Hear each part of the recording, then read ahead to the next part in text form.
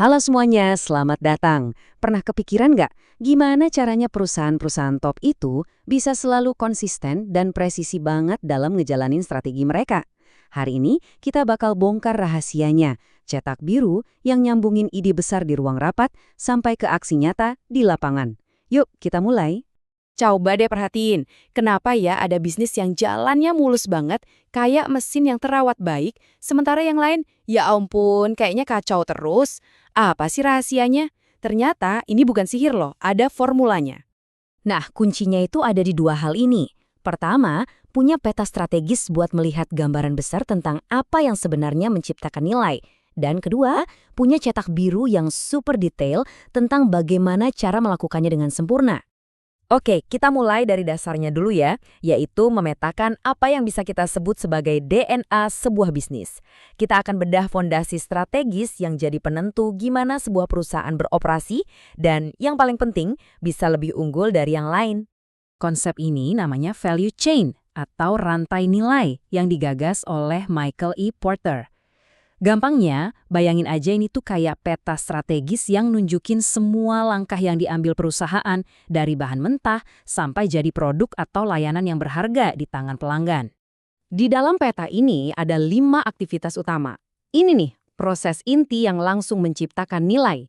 Mulai dari logistik masuk, kayak nerima bahan baku, lalu operasi yang ngubah bahan itu jadi produk, lanjut ke logistik keluar buat ngirim barang, pemasaran dan penjualan biar pelanggan tahu, dan terakhir layanan setelah penjualan. Terus, biar kelima aktivitas tadi lancar jaya, ada 4 aktivitas pendukung yang jadi tulang punggungnya. Ada infrastruktur perusahaan, kayak manajemen dan keuangan, manajemen SDM yang ngurusin orang-orangnya, pengembangan teknologi buat inovasi, dan pengadaan untuk urusan pembelian. Semuanya ini mastiin aktivitas utama berjalan efisien. Biar gampang, kita pakai contoh kedai kopi aja ya. Aktivitas operasinya di value chain mereka itu ya proses intinya, nyeduh biji kopi, manasin susu, sampai jadi segelas latte yang pas banget di tangan pelanggan. Itulah momen penciptaan nilainya. Oke, jadi sekarang kita udah tahu apa aja aktivitas strategis kita. Tapi itu kan baru setengah perjalanan ya kan? Pertanyaan selanjutnya dan ini yang paling penting, gimana cara kita menjalankannya? Soalnya, cuma tahu kalau bikin latte itu penting, ya nggak cukup. Kita perlu tahu persis langkah-langkahnya, biar setiap latte yang dibikin itu rasanya konsisten dan disajiin dengan cara yang paling efisien. Harus sempurna, setiap saat. Nah, disinilah keduanya nyambung. Kalau value chain ngasih tahu kita, hey, operasi itu kunci, maka ada alat lain namanya BPMN yang bakal ngasih tahu kita bagaimana persisnya proses operasi itu berjalan, langkah demi langkah, dari A sampai Z. Sekarang kita kenalan sama BPMN. Ini, kalau boleh saya bilang, semacam bahasa universalnya proses kerja. Kenapa? Soalnya ini adalah cara kita menggambar alur kerja biar semua orang di perusahaan, dari manajer, staf operasional, sampai tim IT bisa ngobrol pakai bahasa yang sama.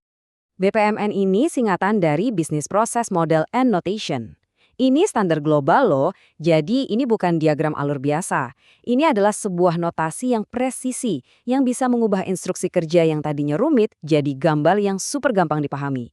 Inilah cetak biru untuk kita bertindak. Gampangnya, bahasa ini punya 3 bata utama. Pertama ada events. Ini penanda kapan sesuatu mulai dan kapan selesai.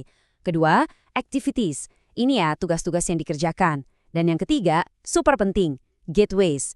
Ini adalah titik-titik persimpangan tempat kita harus membuat keputusan. Event itu simbolnya lingkaran. Dia itu pemicunya. Kayak tombol start sama finish gitu. Contohnya, pelanggan datang memesan, itu event awal, dan pesanan diserahkan ke pelanggan, itu event akhir. Terus ada activity, bentuknya kotak dengan sudut tumpul. Ini ya, kerjaannya itu sendiri.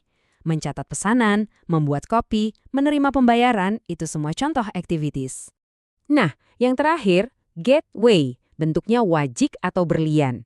Ini nih posatpamnya, tempat keputusan dibuat. Di sini alurnya bisa bercabang. Misalnya, apakah bahan baku tersedia? Kalau ya, lanjut ke sini. Kalau tidak, ambil jalur yang lain. Oke, sekarang bagian serunya nih. Kita lihat gimana dua alat ini, Value Chain dan BPMN, kerja bareng. Kita balik lagi ke contoh kedai kopi favorit kita, dan kita lihat gimana strategi operasi itu bisa dihidupkan lewat BPMN. Kalau diomongin biasa, prosesnya kan simple ya. Pelanggan datang, pesan kopi, barista catat pesanan, cek bahan. Kalau ada, langsung dibikinin. Kalau nggak ada, ya kasih tahu pelanggannya.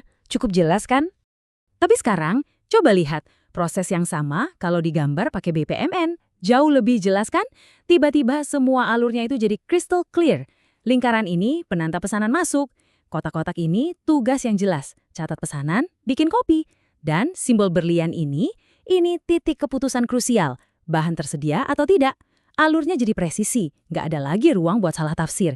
Inilah kekuatan visualisasi. Jadi begitulah ceritanya. Dengan menggabungkan pandangan helikopter dari value chain sama detail mikroskopis dari BPMN, Anda itu sebenarnya lagi menciptakan sebuah cetak biru yang utuh, sebuah resep lengkap untuk kesuksesan. Jadi kita simpulkan ya, value chain itu ngasih tahu kita apa yang penting dan di mana kita harus fokus buat menciptakan nilai. Sementara BPMN ngasih tahu kita bagaimana cara ngerjainnya dengan benar dan efisien. Kalau digabung, keduanya jadi alat super ampuh buat analisis, perbaikan, dan yang pasti mengubah strategi jadi aksi nyata. Nah, sebelum kita tutup, saya punya tantangan kecil buat Anda. Coba deh pikirin satu proses yang paling penting dalam pekerjaan Anda. Kalau Anda coba gambar alurnya, langkah demi langkah, kira-kira hambatan tersembunyi apa ya yang bakal kelihatan? Atau jangan-jangan ada peluang efisiensi besar yang selama ini nggak pernah Anda sadari? Coba direnungkan. Terima kasih sudah menyimak.